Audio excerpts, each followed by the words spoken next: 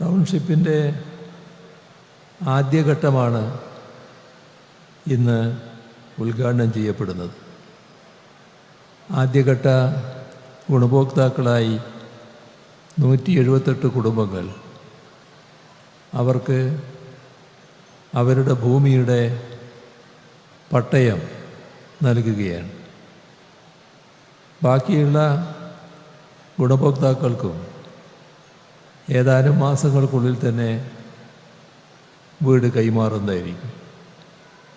അവരുടെ വീടുകളുടെ പണിയും അന്തിമഘട്ടത്തിലെത്തി നിൽക്കുകയാണ്. ഇവിടെ പറഞ്ഞതുപോലെ അടുത്ത മഴക്കാലത്തിന് മുൻപ്, വലിയ മാസങ്ങളില്ല നമുക്കറിയാം, അതിനിടയിൽ വരാനിടയുള്ള വലിയ തിരക്ക് പിടിച്ച ഘട്ടമുണ്ടാകും.